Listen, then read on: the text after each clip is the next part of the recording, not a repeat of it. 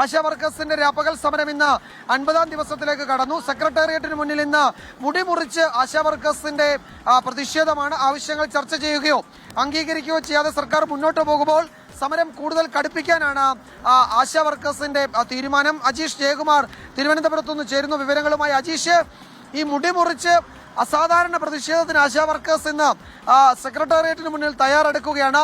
സമരപ്പന്തലിൽ നിന്നുള്ള മറ്റു വിവരങ്ങൾ എന്തൊക്കെയാണ്? ചർച്ചയുടെ എന്തെങ്കിലും സാധ്യതകൾ ഈ ഘട്ടത്തിൽ ഉണ്ടോ അജീഷ്? വിജയകുമാർ, സമരം ഇന്ന് 50-ാം ദിവസം കടക്കുകയാണ്. കഴിഞ്ഞ മാസം 10-ാം തീയതിയാണ് ആശമാർ ഇവിടെ സമരം തുടങ്ങുന്നത്. ആദ്യഘട്ടത്തിൽ ഈ ചർച്ചയ്ക്കൊക്കെ വിളിച്ചിരുന്നെങ്കിലും ആ ചർച്ചയൊക്കെ പരാജയപ്പെടുകയായിരുന്നു. പിന്നീട് സമരമുറകൾ പല രീതിയിൽ മാറ്റി മാറ്റി പരീക്ഷിച്ചിരുന്നു.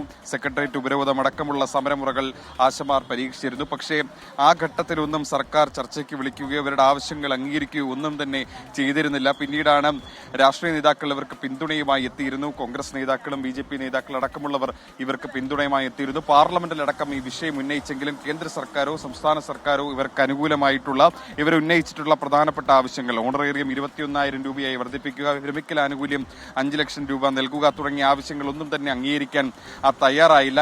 ഇതിനുശേഷമാണ് ഈ സമരത്തിന്റെ മുറ മാറ്റാൻ ആശമാർ തീരുമാനിക്കുന്നത്. നിരാഹാര സമരം തുടങ്ങി അത് 12-ാം ദിവസമാകുന്നു. ഇന്ന് സംസ്ഥാനത്തെ ആശമാർ നടത്തുന്ന ഏറ്റവും പ്രധാനപ്പെട്ട ഒരു സമരം ഇന്ന് നടക്കുകയാണ്. സെക്രട്ടേറിയറ്റിന്റെ നടയിലും മറ്റ് പ്രധാനപ്പെട്ട ജില്ലാ കേന്ദ്രങ്ങളിലും അവർ തല മുണ്ടനം ചെയ്ത് പ്രതിഷേധിക്കും. നമ്മളോടൊപ്പം സമരസമിതി നേതാവുണ്ട്. ഈ സമരം കൂടുതൽ ശക്തമാക്കോ? നേരത്തെ തന്നെ ശക്തമാണ്. പക്ഷേ ഈ സമരം കൊണ്ടെങ്കിലും ഈ സർക്കാർ ചർച്ചയ്ക്ക് വിളിക്കുമെന്നുള്ള ഒരു പ്രതീക്ഷയുണ്ടോ? നമ്മൾ തുടക്കം മുതൽ എന്ന് പറഞ്ഞാൽ ഇന്ന് 50-ാമത്തെ ദിവസമാണ്. 1-ാമത്തെ ദിവസം മുതൽ സർക്കാർ ചർച്ചയ്ക്ക് വിളിക്കണമെന്ന് ആവശ്യപ്പെട്ടുകൊണ്ടിരിക്കുകയല്ലേ നമ്മൾ ഈ സമരം സെറ്റിൽ ചെയ്യണമെന്ന്. പക്ഷെ 50 ദിവസമായിട്ടും സർക്കാർ ഒരു പിടിവാശിയുമായിട്ടിരിക്കുകയാണ്. അപ്പോഴാണ് നമ്മൾ ഓരോ ഘട്ടങ്ങളിൽ ഓരോ സമരം, ഇന്ന് നിരാഹാര സമരം നമ്മൾ തുടങ്ങി. ഈ സ്ത്രീ തൊഴിലാളികൾ ഈ കേരളത്തിന്റെ മണ്ണിൽ ഇടതുപക്ഷം ഭരിക്കുന്ന ഒരു സംസ്ഥാനത്ത് സ്ത്രീ തൊഴിലാളികൾ കഴിഞ്ഞ 12 ദിവസമായിട്ട് നിരാഹാരം നടത്തുകയാണ്. അതൊരു കടുത്ത തീരുമാനമല്ലേ? സ്വയം പീഡ ഏറ്റുവാങ്ങിക്കൊണ്ട് സഹനം ഏറ്റുവാങ്ങിക്കൊണ്ട് സ്ത്രീ തൊഴിലാളികൾ സമരം നടത്തുന്നു.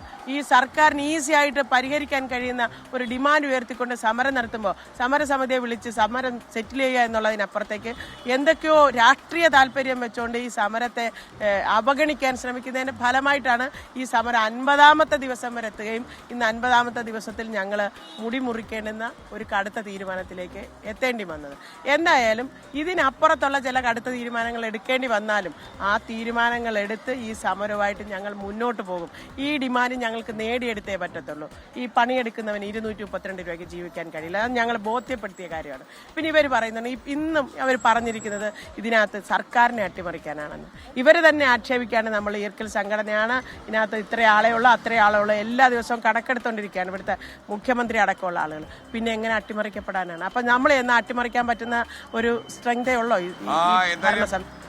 ആശാ വർക്കേഴ്സ് ഇന്ന് മുടി മുറിച്ച് പ്രതിഷേധിച്ച് സമരം ചെയ്യുകയാണ്. അത് വളരെ നിർഭാഗ്യകരമാണ് താനും.